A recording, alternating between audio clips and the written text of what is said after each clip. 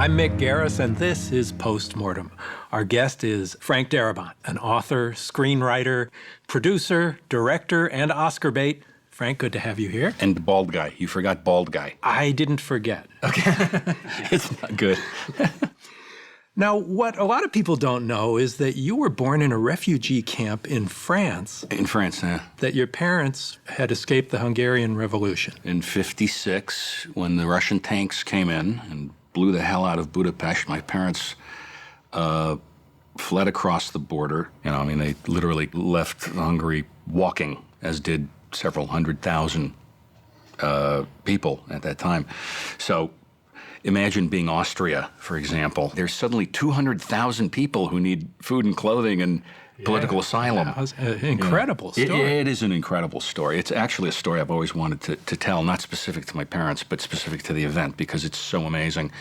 And it really ramped up the tensions in the Cold War. It's like a little footnote in between a world war and Vietnam for us. We've never experienced that. We've never experienced that. And it's a great story to tell. Well, maybe one of these days I'll get to tell it. Well, your childhood must have been completely informed by that. Oh, completely. You live in the shadow of something like that the rest of your life. We came to the United States when I was just an infant. Came over on the boat, typical immigrants with clothes on their backs kind of story. And we spent the first 5 years of my life in Chicago. We came west when I was 5 years old. I remember it was right after Kennedy assassination, and then subsequent funeral was broadcast on television. And right after the Beatles appeared on the Ed Sullivan Show. And then we came west, came to L.A., and been here pretty much ever since. Now, you've always been interested in horror stories and horror films. Do you think that may have come out of that background? I suspect not, although my grandmother was, nuts. And was, because my father's side of the family is from Transylvania. So, when I was a kid, she finally was able to emigrate, and she wound up living with us. And she totally believed in vampires and all the most crazy, stuff. So I grew up hearing that this shit was real, you know. So it kind of came as a surprise to me that it's really kind of not. It's mostly imaginative, So when you were a kid? Fictional things. When I was a kid, look, I don't know what that background, what a background does or doesn't do to a person. All I remember is, from earliest memory, I loved the genre. When all the Universal monster movies were on that, the shock theater package, yeah. Exactly, and suddenly you'd get to see Dracula, a few times on the weekend, or they'd broadcast The Wolfman or whatever. And for some reason, that was just the natural inclination. Some people are born a certain way. They have green eyes. They love the genre. They love tales of the spooky or the or the imaginative.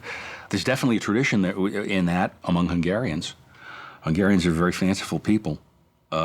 George Pal was Hungarian, and obviously some of his stuff influenced us. Absolutely, there's no question. Growing up. When you were a kid, were you an outsider? Oh, completely an outsider. I was a complete nerd. This is so common within the genre. I think it's common within the arts, period. Yeah.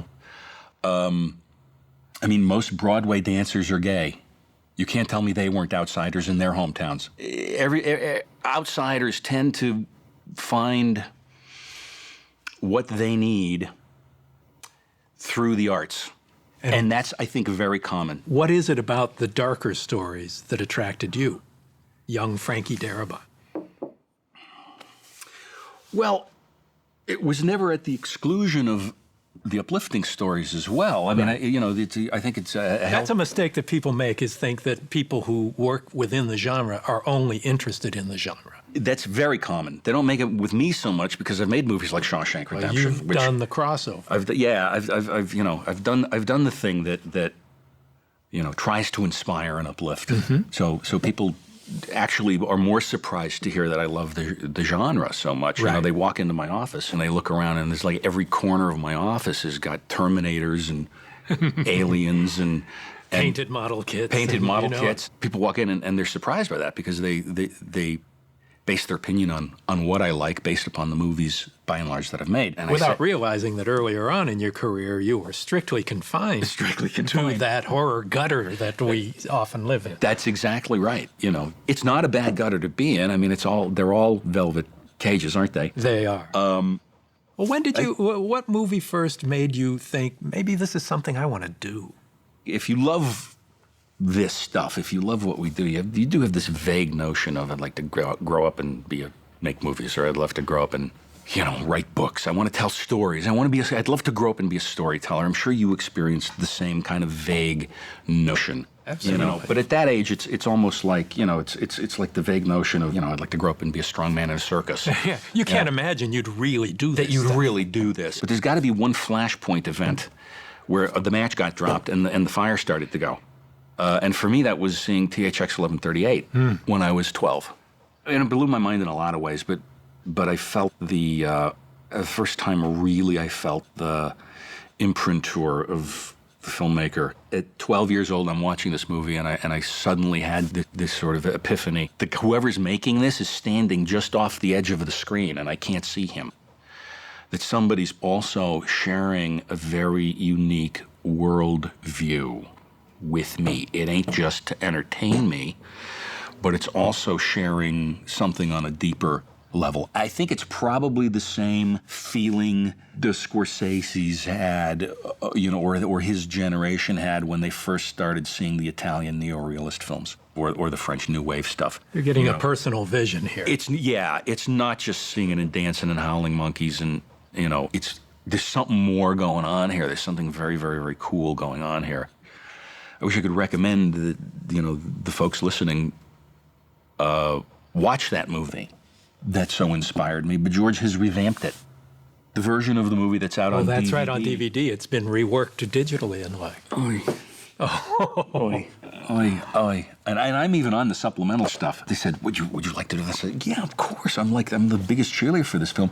I walked out of the movie theater at the age of 12 wanting to do this for a living because of that movie. Yeah. And anyway, that was a huge inspiration for me. But then so have so many other things been. Every Kubrick movie I ever saw we're of that generation, right? Mm-hmm. Where Stanley Kubrick was like, the thing. You couldn't say Kubrick without a crash of thunder and lightning accompanying from it. on high. From on high.